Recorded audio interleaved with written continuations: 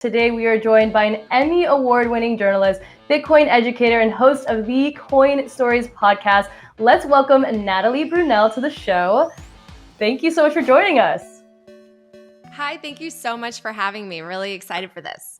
Yeah, so your passion for Bitcoin starts with its ability to be a viable solution to America's wealth inequities, since it isn't centralized like government-backed fiat. So I had to first ask, what are your thoughts on the central bank-backed digital currency and that being a part of crypto's future? Yeah, so I definitely think that our government is going to head in the direction of this central bank digital currency, which essentially gives government complete control over money. And I am very skeptical and wary about that. I'm a huge advocate and proponent for freedom, especially economic freedom. And I don't like the idea of money that's essentially programmed by the government, which means that they could set expiration dates on it. Like, for example, let's say these stimulus checks were actually programmed as a CBDC. That means that in order to stimulate the economy, they can say, well, we're going to give you $1,200, but it only exists in that account until about the end of the year. So you have to spend it or it disappears. You lose it. So essentially, they can program the money and set certain conditions. They can also incentivize you to shop at certain businesses. Let's say they decide that certain companies are doing really well and getting a blue ribbon, according to the government. Well, they can say that if you spend money at those companies, maybe you get a discount or you pay less.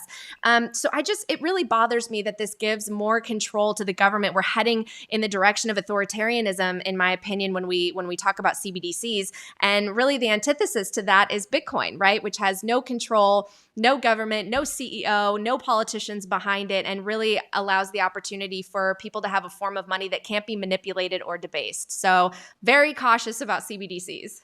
Yeah, I've always sat in the middle, right? Because I understand, like, what we want is to see that mainstream adoption of cryptocurrency, right? And I totally understand that, the CBDC could help us get there. But I also struggle with, this Bitcoin wasn't created for this reason. It was created to be decentralized. It was created to not be touched by government. So do you see any balance between our current Fed and crypto to help us kind of get to that mainstream adoption? Like, is there a middle ground here?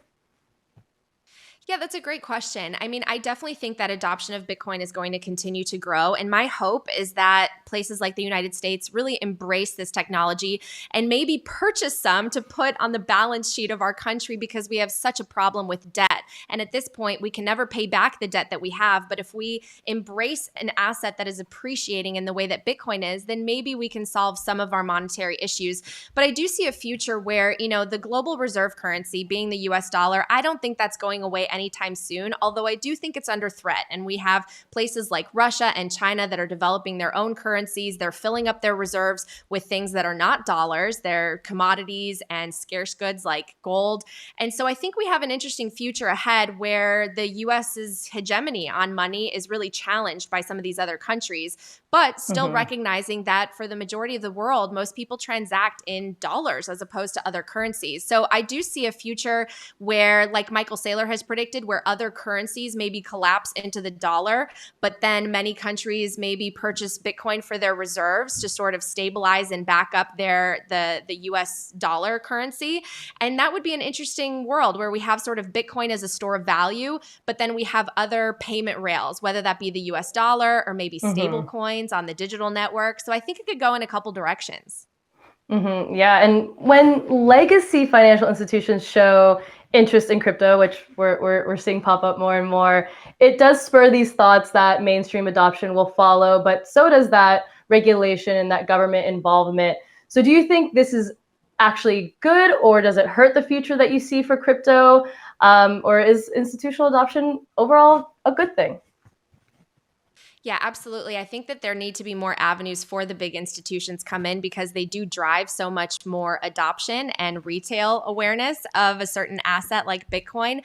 I think that actually the future is looking bright for Bitcoin as opposed to many of the other cryptocurrencies, because Bitcoin has universally been accepted and deemed property as opposed to a security, whereas many of the other tokens and projects out there will be deemed securities. And there's certain risks involved in that, and certain disclosures that need to be made by companies that are offering those tokens. So I see a future that's very bullish for Bitcoin when it comes to regulation. And I think we need that recognition when it comes to the Washington, D.C. insiders, because then the institutions do have the sort of green light to come in and invest or put it on their balance sheets. And as the institutions come in, I think more and more people come in, the number grows, and we're already seeing a lot of signs of that. Goldman Sachs just issued its first Bitcoin-backed loan.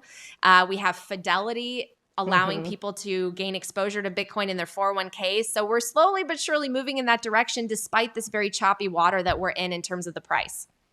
Yeah, and I think, it feels more hopeful, right? When we're seeing more of that synergy between the institutional investors and crypto and reaching that mass adoption that we all hope to see.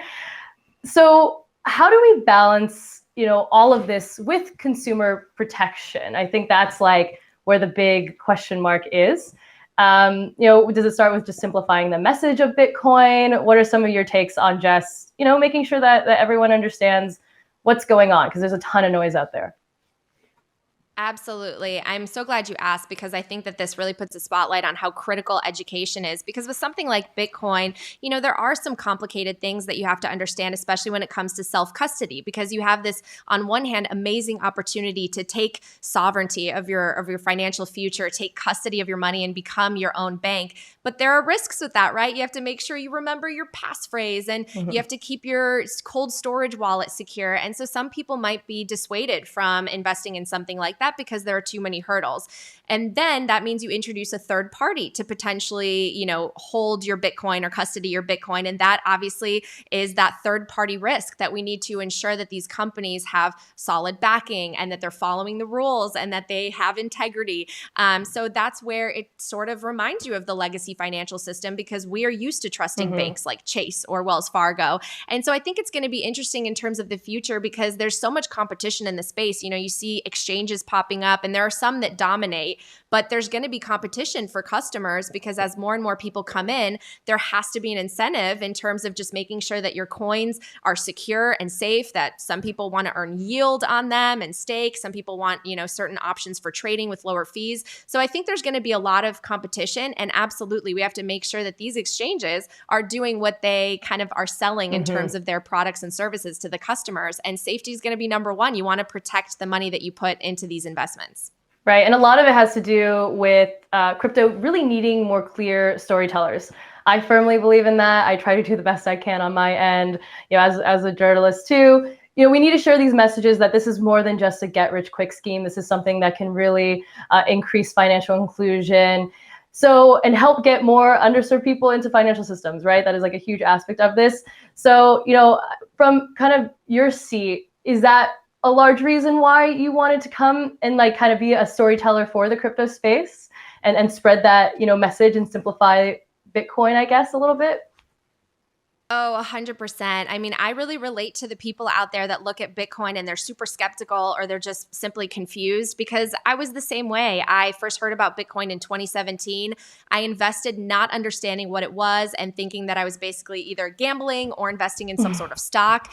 And I didn't really appreciate it until I did a significant amount of research. And unfortunately, Bitcoin is so beautiful in its programming, but it's also very complicated. And it really requires that you understand our financial system and sort of the history of money and why it's broken. You almost have to unlearn some of the things you thought you knew in order to appreciate and understand Bitcoin. And that comes with hurdles, right? People are busy, they have their full-time jobs, and they're not really necessarily taking the time to understand why our financial system is broken.